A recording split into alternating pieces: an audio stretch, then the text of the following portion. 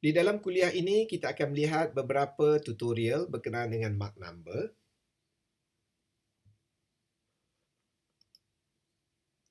Kita pergi kepada soalan 1. A needle nose projectile travelling at a speed with Mach number 3 passes 200 meter above the observer. Calculate the projectile velocity and determine how far beyond the observer the projectile will first be heard. So, ideanya ialah kita ada satu objek di sini, sama ada kapal terbang ataupun peluru atau sebagainya. Objek ini bergerak dengan had laju Mach number 3, Mach 3. Okay. Dan kita faham apabila sesuatu objek itu bergerak dengan had laju Mach number ataupun had laju bunyi, ia akan membentuk Mach cone. Jadi idea dia ialah kalau kita berdiri di sini, ketika objek itu melalui kepala kita, kita dapati bahawa kita tidak mendengar bunyi tersebut.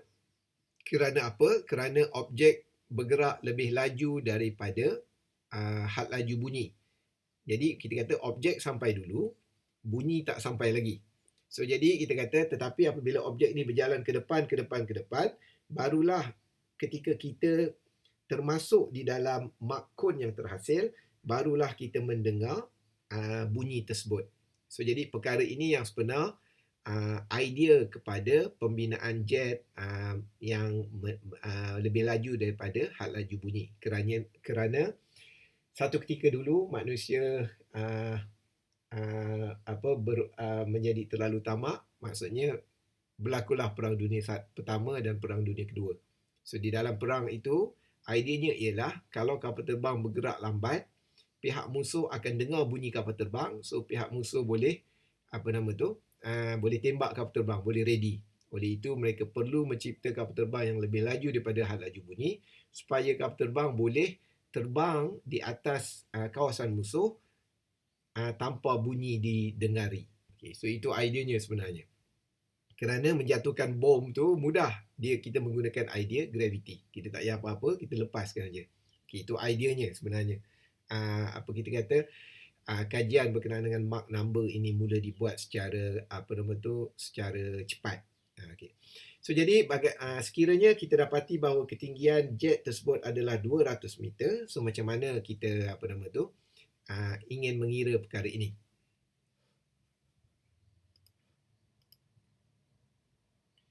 So jadi kita lukislah triangle seperti ini. Kita ada ketinggian 200, kita ada panjang dan kita ada alpha di sini. Oleh kerana telah diberi dalam soalan nilai Mach number, so kita boleh menggunakan dua rumus ini. Kita tahu Mach number sama dengan V/C dan alpha boleh dikira dengan nilai ini.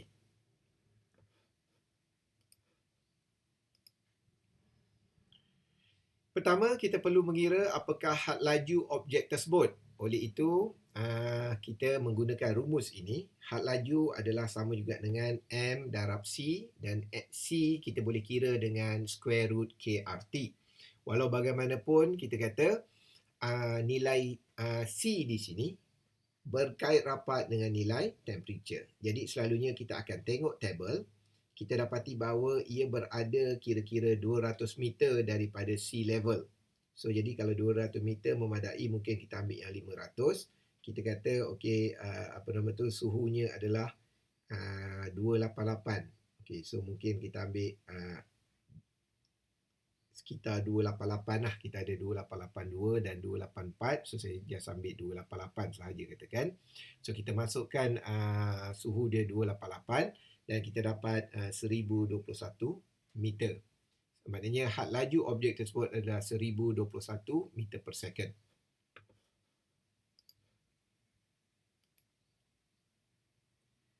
Kemudian daripada alpha di sini, daripada rumus ini, kita boleh mengira nilai L.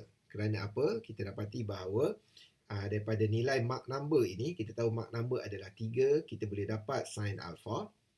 Dan sin alpha ni adalah sama juga dengan nilai 200 dibahagikan dengan jarak ini. Okey. So, jadi daripada jarak ini, kita boleh membuat rumus ini dan kita boleh dapat nilai L sama dengan 566 meter. So, ini mungkin kita kata saya kira dengan cepat, saya masukkan rumus di dalam rumus yang lain.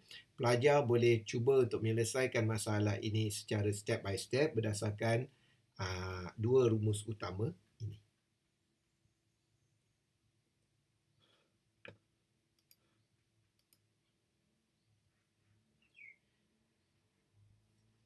Soalan 2. A gas with a molar mass of 44 and a specific ratio 1.67 flows through a channel at supersonic speed. The temperature of the gas in the channel is 10 degrees Celsius. A photograph of the flow reveals weak wave originating at imperfections in the wall running across the flow at an angle to 45 degree to the flow direction. Calculate the Mach number and the velocity in the flow. So, di dalam soalan, diberi nilai M atau molecular mass sama dengan 44, K 1.67 dan T sama dengan 283 Kelvin. Dan ini adalah rumus yang kita tahu oleh kerana telah diberi angle adalah 45 degree. Oleh itu kita boleh mengira Mach number iaitu 1.414. Kemudian kita boleh mengira nilai kelajuan nilai gas tersebut. Had laju gas itu bergerak iaitu 422.6 meter per second.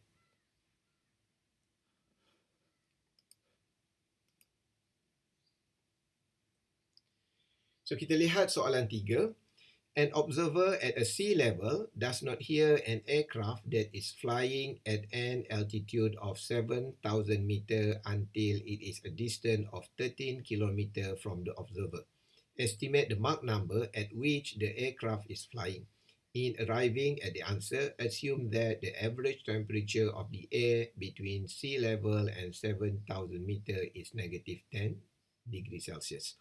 So yang ini kita boleh mengira nilai speed of sound dengan mengambil kira suhu negatif 10 darjah Celsius. So kita boleh mengira sebagai 325.1 meter per second. Kemudian kita boleh imagine bentuk yang berlaku.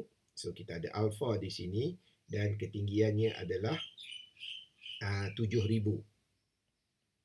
So kemudian atas ni kita ada 13,000 kerana kita ada 13 km dan kita ada 7,000 meter. So kita boleh mendapat nilai alpha dan setelah kita mendapat nilai alpha kita boleh mengira nilai Mach number. So ini adalah kita kata hanya menggunakan dua rumus yang telah kita belajar sebelum ini. Ini adalah soalan 4. An observer of the ground find that an airplane flying horizontally at an altitude of 2,500 meter has travelled 6 km from the overhead position before the sound of the airplane is first heard. Assuming that overall the aircraft creates a small disturbance, estimate the speed at which the airplane is flying.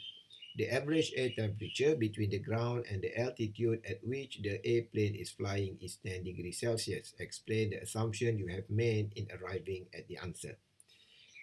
Masih lagi menggunakan rumus yang sama, saya rasa pelajar dah mula memahami perkara ini. So kita mengira speed of sound, kita masukkan nilai dan kita dapat kira-kira 337.2 meter per second. So daripada alpha yang berlaku, kita boleh mengira nilai alpha dengan membuat perbandingan di antara tinggi dan panjang segitiga tersebut. So kita dapat tangent alpha sama dengan 0.4167. So kita dapat alpha sama dengan 22.62 darjah. So ia bersamaan dengan 2.6 Mach number dan seterusnya kita boleh mengira had laju objek tersebut sebagai 876.7 meter per second.